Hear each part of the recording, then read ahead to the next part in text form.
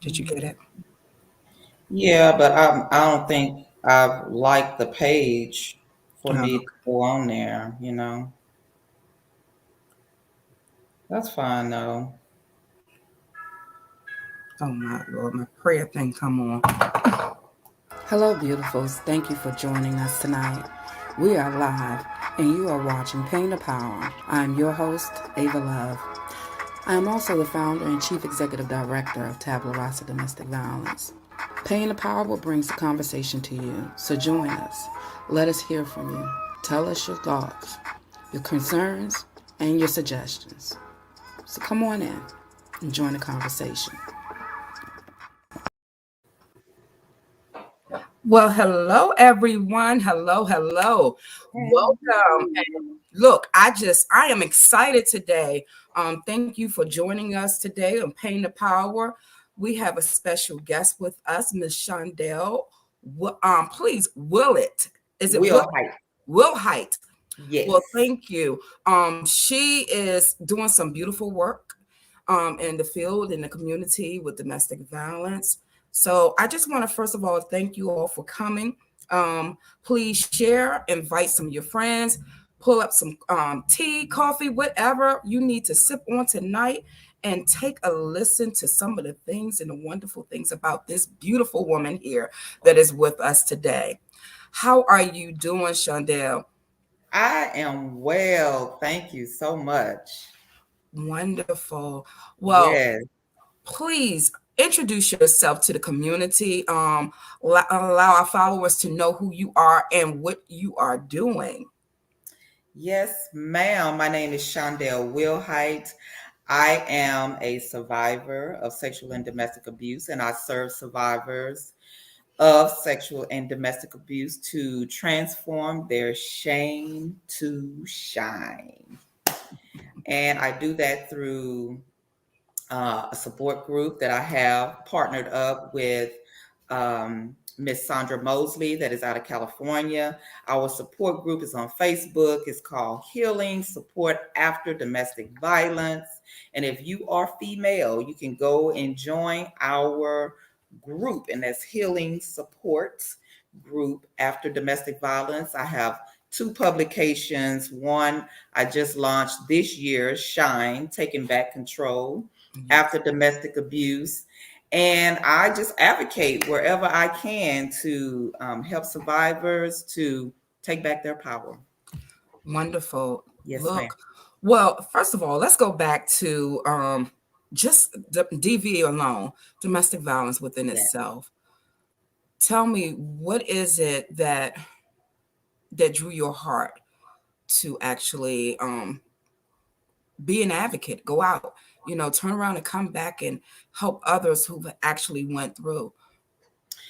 It was just a matter of me seeing it repeatedly in my family, and I wanted to do something about it. I was just like, the cycle needs to be broken, and I need to be the one to break it, because if I just keep allowing this thing to go on, that's just going to become normal for generations to come Mhm. if nothing is done about it. And, with me being a survivor myself and me going through it, I just didn't want to have to see my grandbabies that I have right now going through this same thing, because I subjected my children to an environment of toxicity, which impacted them. Right. And so now, it's like there's this other generation that's coming and that's here. And I want this cycle to be broken. I don't want my grandbabies and any generations to come in my family to have to deal with this thing. So that was the reason why, I started advocating myself, and the reason why I'm so passionate about it. And so once I started to do all of the work on me Mhm. and saw how I was changing and how my life changed, I'm like, man, you know, I want this for other women as well, for other people. And I choose women as my avatar because I can relate more to women. I know that there are men that are being abused as well, but I relate more to the women. Right. Well, also, you are a published author. Yes. Yes, ma'am. So tell us about your book. Absolutely. My first book is The Reality Behind the Illusion. And I basically just told my story. It's a memoir about my life in sexual and domestic abuse. And that was my way of bringing awareness to domestic violence and just really proclaiming to the world that I'm speaking out about this thing and I'm not being silenced anymore. And so when I wrote the book, it was very, very therapeutic for me. And I basically had to just take myself back to those dark days, Mm-hmm. and relive them. And that basically took me into therapy again so that I can just really finish the book. It only took a little length of time, a small length of time for me to write it because it was just so in my heart to do, and things just start flowing once I actually started the book. But I did have to stop because I was getting so emotionally wrapped up into the dark times Okay. that I had to just kind of say, wait a minute, hold on, let me just take a break for just a minute. And I almost talked myself out of writing this book. Mm-hmm.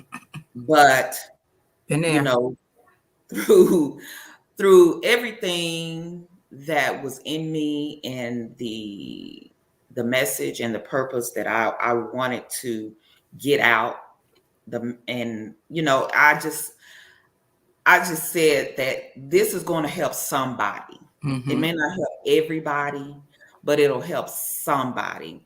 Absolutely. And when I published this book and I had that book in my hand, and the first person that reached out to me that read that book and said, "Thank you for sharing your story," I Mhm. knew I had done the right thing.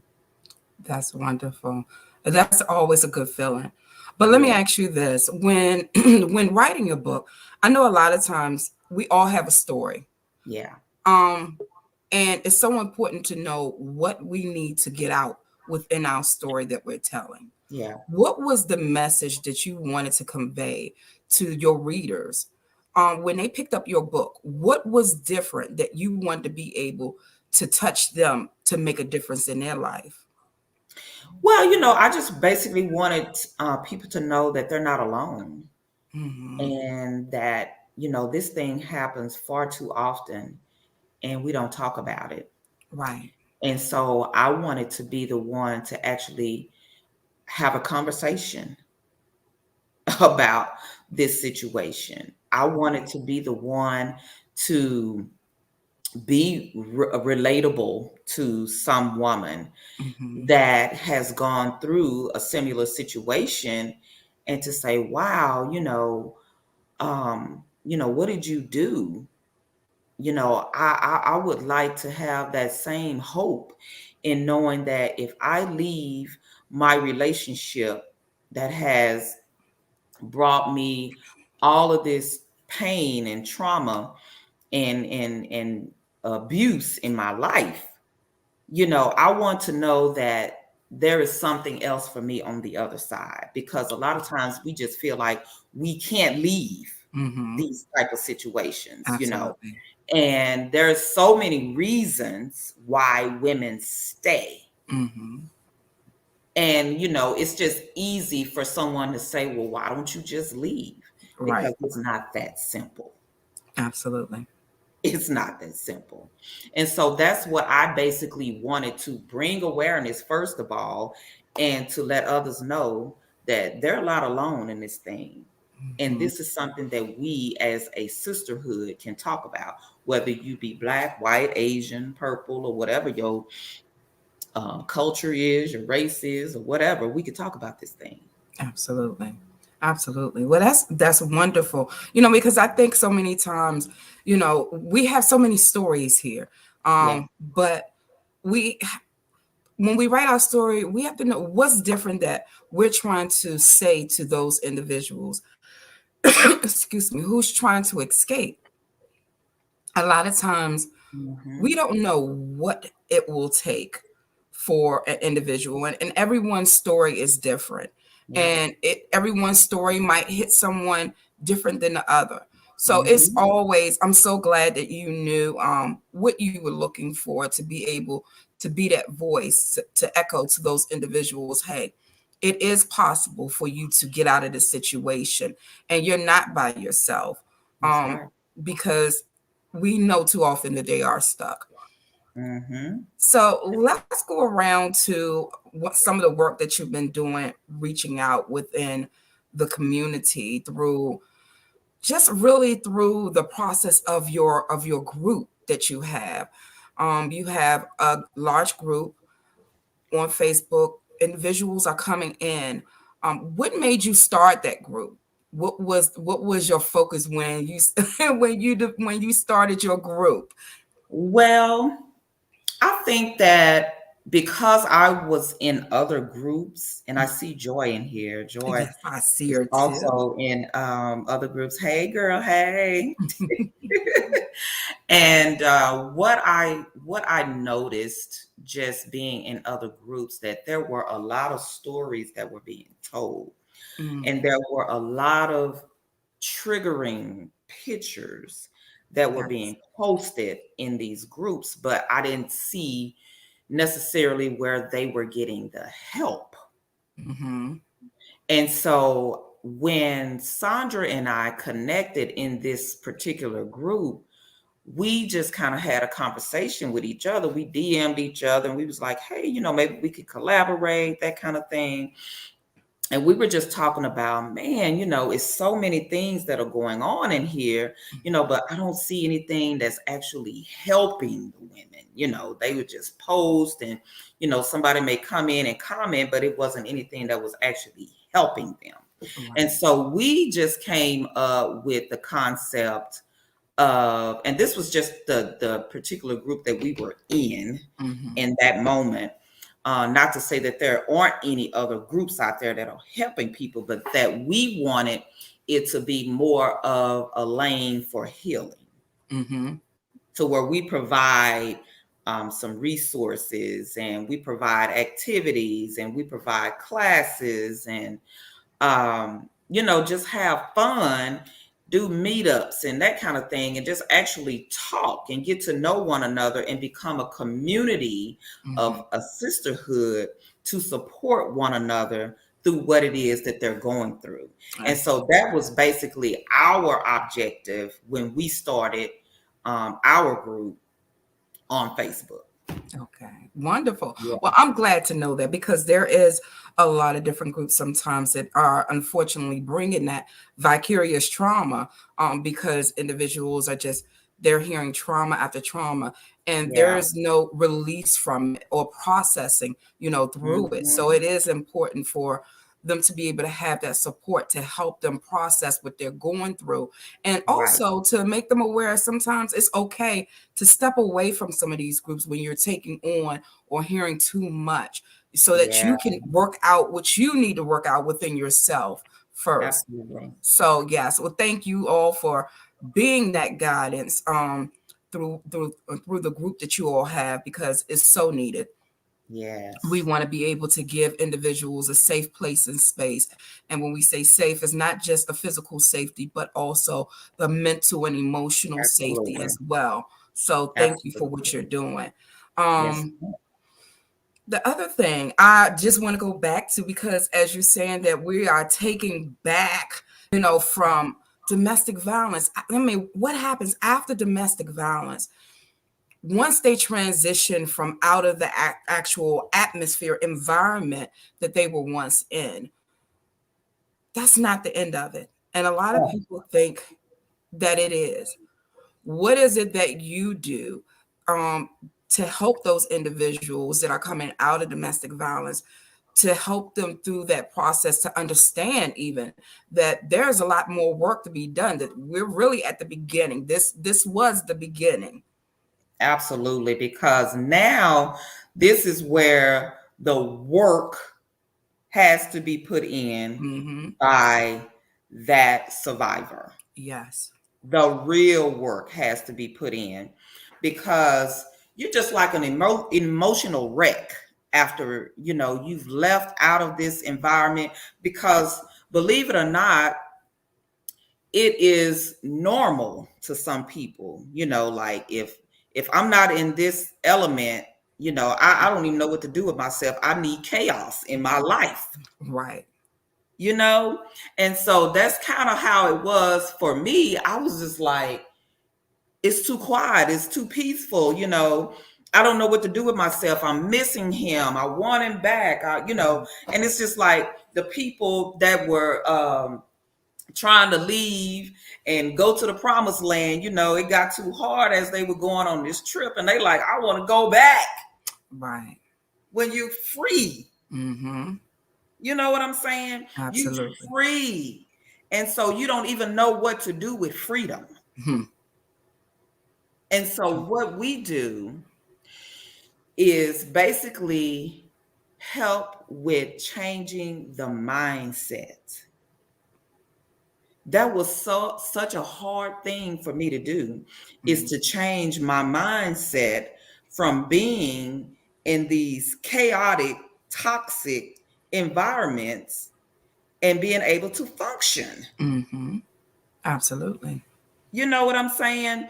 And so once you have shifted your mindset to where now you have just not a fixed mindset on this thing right here. This is just what it is. This is how it's going to be. This is who I am, and ain't nobody going to change me. Once you get out of that mindset and you're able to transition over into a growth mindset, to where it's just like, now you have got to go in and unlearn everything that you thought to be right. Absolutely. I mean, everything. That is a task all in itself. And it's Yes. not going to work in a 6-week course. Okay. True. It's not Very going true. to work in a 8-session therapy, where you're going to see a therapist. It's not Right. going to work. This is a daily process, to Mm-hmm. where you have got to deal with yourself on a daily base, Yes. right? Absolutely. You have now got to learn how to set boundaries for yourself and learn how to love who you are as Absolutely. a person, because you've been manipulated so much that you have learned to believe all the lies that have been told to you as to who you are, Mm-hmm. what you can't do, and Hmm. all of this stuff. Absolutely. Okay? So Mm-hmm. it's a lot of work. Yes. Absolutely. And a lot of people don't want to do the work. So guess what? They stay the same person and wonder why there's so much chaos in their lives, because they don't want to fix that. Right. And even some of the women that we have that are in the group, they Mm-hmm. don't want to put in the work. Right. So I'm like, well, maybe this is just not the group for you.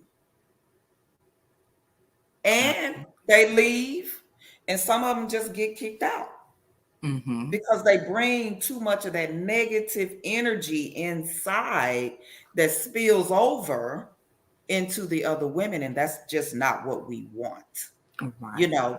And so that is a place where we're learning how to become self-aware of the things that we need to improve upon with ourselves. Because we Absolutely. all, like for me, I always thought, well, I ain't nothing wrong with me. Mm-hmm. I'm good. It's him. That's what most of them believe. That's true. Absolutely. Everything wrong with him. Ain't nothing wrong with me. And so once I came to the realization that, hey, this thing has been going on with you for quite some time Mm-hmm. because you grew up in this type of environment. So this was the learned behavior that I was talking about because that's what I saw. Mm-hmm. And so that's what I equated to love and relationships, Mm-hmm. violence. I never knew anything about what domestic violence actually was, you know? And so it took for all of these things to happen in my life in order for me to give back to a community of women that I feel as though I can help transition because I've gone through that. Right. And that's where the second book that I published came into play, that's called Shine, Okay. Taking Back Control After Domestic Abuse. So Mm-hmm. Shine is the acronym. Okay. And the acronym is speak out, help yourself, ignite your fire, never look back, and evolve. That's Mm-hmm. the acronym. And so those are the steps that Shondale took, Mm-hmm. okay, in Right. order for me to transition from this person over here to who I am today, that's still becoming something else. Absolutely. You And this, understand? yes, and it's so wonderful. And with that process, but I know once again that process, it's a long journey. Yeah. It's a long journey. But in that, what do you find to be your most challenging your most challenging area with actually assisting those individuals who need help and are reaching out for assistance? What do you find to be the most challenging in providing those services to those individuals? Well, here's what I had to come to realize is I'm not going to convince you to do anything. You have got to have made up in your own mind that you are ready to get out of this situation and move on with having a happy, whole, and healthy lifestyle Mm-hmm. because we're all broken into these little bitty pieces. Mm-hmm. We're cracked and shattered. So it's hard for us to mend when we don't want to pick up these pieces and put them back together. We want to Absolutely. stay broken in this pity state to where we don't really want to leave the person because we're going to feel guilty, or just whatever it is that they're making us believe that we aren't going to make it without them. Don't nobody want us with no one or two or three or four kids and Right. all this type of stuff. That's Mm-hmm. the most challenging part of it. So I chose not to even I'm not going to say deal with that because we do have women that are right in the midst of their crisis, their situation. We're Mm-hmm. there to support them. We don't condone them staying. Mm-hmm. The prime goal is to get out of that situation, out of that environment, because you cannot heal where you've been hurt. Now let's go back to where you said you don't condone them staying. I know a lot of times in dealing, we know it is a normal in the statistics that most individuals leave between 7 to 13 times. When you use the word condone with those individuals, how does that convey over to them with with the process and the mindset of being open to receive the help when they know they want to go back, but they don't go back, but then they seem to get ready and they're saying, okay, well, they're not going to agree with me with going back. They don't condone it. Where, how does that resonate over to the clients that you're actually working with, and how has that affected or not affected them in moving forward to actually leave? See, that's where I believe some of the shame comes in, Mm-hmm. because when and if they do go back and the same thing happens, which it will, they're not going to be more open to sharing that in the group. Mm-hmm. And so now they're going to be silent again, because it's just like, you went back, we warned you what was going to happen if you go back. Mm-hmm. And so now that it's happened, now you don't really want to talk about it because you're embarrassed or you're ashamed or whatever, and you don't want people to say, I told you so. We're Mm-hmm. not there to judge them at all. You're going to make your own decision. But when I say that, it's because I've seen far too many cases where women have gone back and they never made it out again. Mm-hmm. Absolutely. So Absolutely. now there are children involved sometimes. There's a whole entire family involved sometimes. And so everybody has lost their lives or whatever the situation is, Mm-hmm. because you felt like this person was going to change. That person is never going to change, Right. because they're not going to do anything to change. Right. But and that's the other thing too. But we have to be mindful with um I guess with our communication and the words, because a lot of times, just as you said, as once you say I don't condone it, that's pushing them to say, okay, if I did go back, I can't come back and communicate that thing. I can't be open about it. I think the most important is that once again that safe space of giving them to know, okay, if I do go back, I do have the option of really leaving and coming back, because we have to keep that door open to those individuals who are experiencing that, because the moment when they feel shut out, that's the worst moment of it all, is when they think that there's nowhere else for them to actually turn to.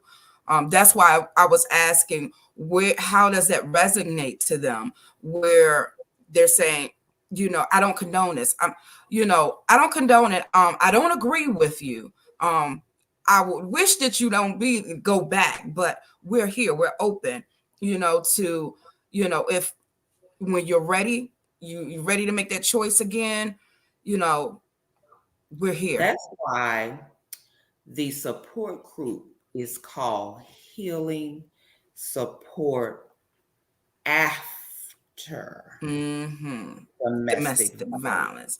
Absolutely. But you have some people who think that they're in that after. What is that after? Because that's Mhm. really, when we talk about after for individuals who experience domestic violence, that's a little hazy period, because it could be the after they've left the first time, or after they've left the second time. Um when does that after period really take or come into effect? Because someone can be gone for a month and then return back. Mhm. And so that is the reason why we don't turn the women away, Hmm. but just from a perspective of the woman, Right. they may not feel as though they can come back in and share what it is that's gone on after they left and came back. Hmm. So we don't shut those women out, because they're probably more in the group that are in the crisis Mm-hmm. than there are that are out, Okay. because we have several that are on their way out. Mm-hmm. We have some that are probably just going in, Mm-hmm. and we have some that have been out that are advocating and that are thriving. So we have all kinds of women within this group Mm-hmm. that have made up this community, and that's why we're all there to support one another. Right. Absolutely. So it's strictly up to the women as to whether or not they want to share. We Mm-hmm. encourage them to, because their story can help this next person that has Absolutely. a similar situation. So we encourage them to share their story. But as I say, if you want true healing, Mm-hmm. you have to be intentional about it. Absolutely. And I'm like more so like Sandra, she's the nice one. I'm tough because I've been there, done that, and I know how hard it is to come out of that situation, because I kept going back Mm-hmm. and kept going back and kept going back. So I'm more so the tough one now, because I'm like, I know this. Right. I didn't even know what a cycle was. Okay. Mm-hmm. Right. I didn't even know I was going through a cycle. I had to just like realize one day, why is the same thing happening to be over and over and over again? Right. And that's why we stress being intentional about your healing, because healing Absolutely. is not going to be pretty. It's not going to be easy. It's not going to look good. And it's going to hurt sometimes Mm-hmm. when you're Absolutely. healing. Yes. And I think that's why it's so important for the support, because even though people may in their mindset, they hear be intentional, they hear be ready, but Mm-hmm. a lot of times people are never ready for Right. the raw, and what they thought, was what they needed to heal from.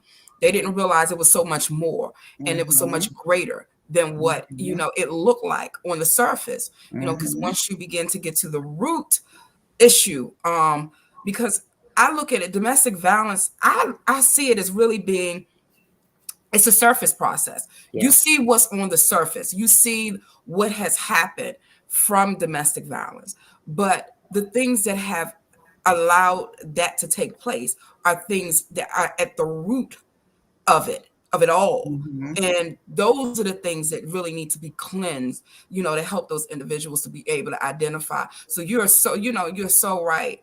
And it is, everyone needs that different love. Some of them need that tough love. Some need that hug, cuddle, come here, that encouragement.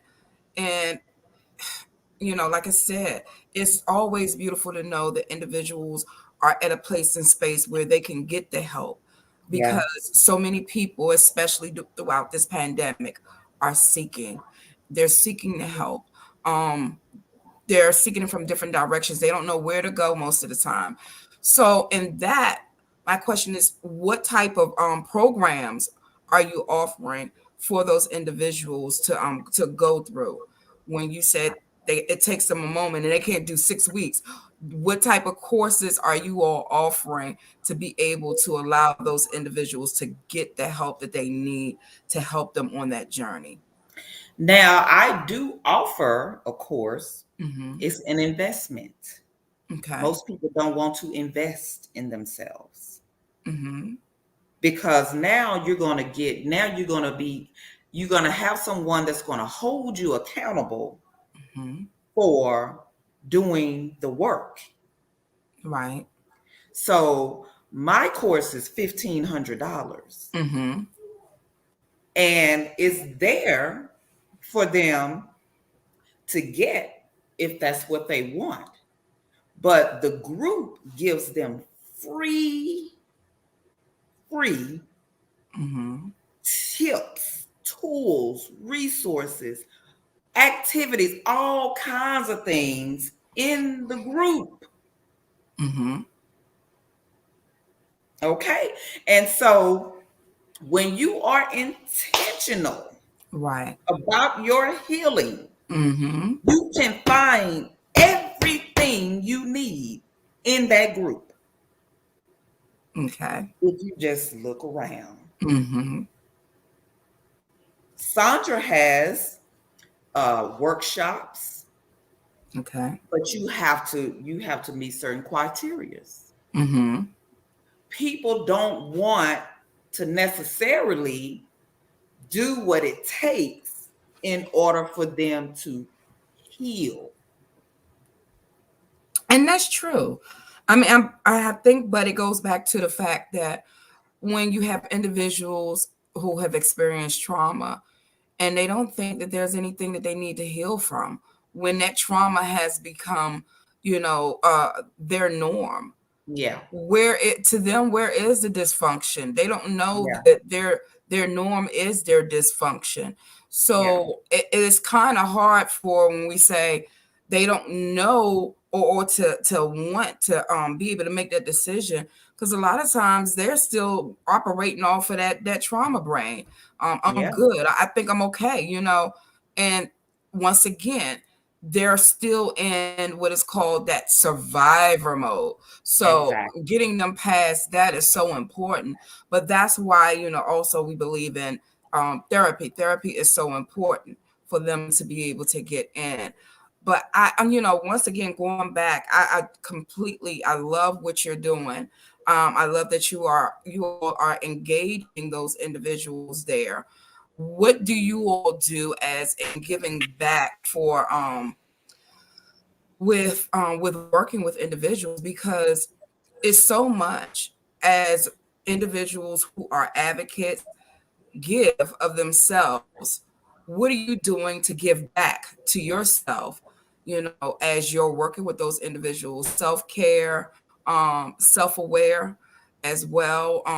There's so much that could possibly happen and take place as we engage with individuals. What do you do to give back to you? You know, it's almost like I'm a schoolgirl again because I'm going to make me happy. Okay. I'm responsible for my happiness.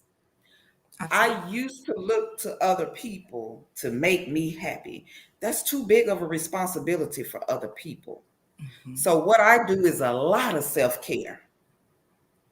I dance, I do couple dancing, I dance, I go hang out with my grandbabies, I go on trips, I uh, listen to motivational speakers. I listen to them like all day long. I'm on Clubhouse, I'm on YouTube, and I just fill myself up with whatever it is that I need, because a lot of times I'm so emptied out from giving Mhm. to others that I have to fill me up. I have to do that for me. Mhm. I have to sit in silence and just pray or meditate in my own space where there's just silence. No radio, no TV, no nothing. That's Mhm. what I need, because there was so much chaos all my life till now. I just enjoy my peace, child. Absolutely. I enjoy my peace. You have to. You can't pay for peace. No, ma'am, you So, cannot do that. And no, you so, can't. but what I am happy to see that a lot of women are resulting to therapy, because Mhm. I'm not a therapist. So Mhm. if you have to go to that type of program in order to help with your situation, because your situation is may take a little bit more work than what I can offer you. So I'm happy to see that there are a lot of women that are resulting to some type of therapy. Mhm. because Yes. what we ultimately want them to do, because once you have changed your mind, it starts all in your mind. Once you have changed your mind and open yourself up to different things and a different way of life and living it, then other things can start coming into that, to where you're open to learning what is healthy for you. Right. Yes. And that's where so much it comes in with, once again, with the therapy, because Yeah. that clinical aspect of it, people say they don't need therapy, but everybody needs therapy. I mean, whether you need to be on somebody's couch. As I tell individuals, and especially in the African American community, Yes. is so shunned upon that they think that they become stigmatized because you're going to therapy. Well, I always tell individuals, when you're exercising your mind, I mean, you exercise your body, you got to exercise your mind. So it's definitely needed because they need to understand how to, implement coping mechanisms to be able to Absolutely. get through the things that they're getting through. So yes, they do need that. Um, that is very important. I used to think that my coping mechanism was every time I got pissed off, you know what? I need a drink. Mm, okay. I need a drink. Uh-uh. And so I just realized that, okay, I know all of these unhealthy things to do. What are some Right. healthy things to do? Absolutely. Absolutely. So now Absolutely. I'm just like, you know what? I need to go take a walk. Mm. Yes, yes. I That's just that's started for saying the exercise the different whole sounds body. too. Boom. Mm, absolutely. Absolutely. Well, Or tell just some, me. or read, read something positive or Yes. listen to something positive. We have to learn what healthy things are to do. Right. And to pour into you. Yes. Yes, absolutely. So tell me a bit. I mean, we have a couple of minutes left over. I want you to be able to give individuals the understanding of what you're doing, how they can actually reach you, and Mhm, as well as obtain, a copy of your books that you have mhm. written. So please share that information of where they can go, your websites and everything else. So for your information. Absolutely. So I have a Linktree account Hmm. where you can purchase my books, my course, and find out who I am. Right. And that is Linktree. That's linktr.ee/S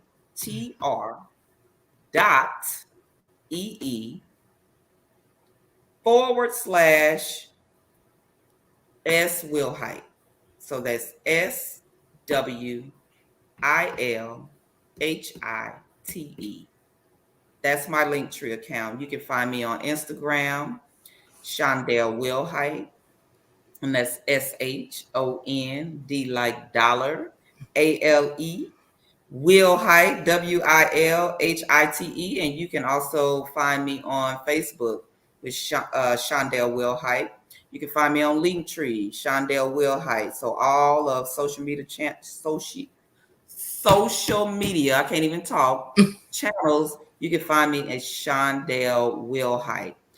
The books are also found on Amazon.com if you just want to pull up the reality behind the illusion and Mhm. just type in my name. It'll pop right up. Or you can put in shine and put my name, Shondale Wilhite, and it will pop right up. So also social media channels, like I say, Shondell Wilhite.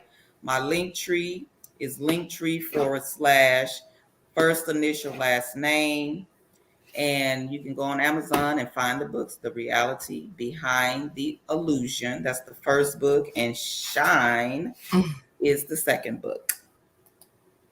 All righty. Well, I tell you what, we we are definitely ready to move forward. Oh, definitely ready to move forward. I thank you so much. And once again, thank you all for joining us. And let me tell you, I don't know what's going on. I'm looking like the invisible woman going into this wall. You're about to disappear.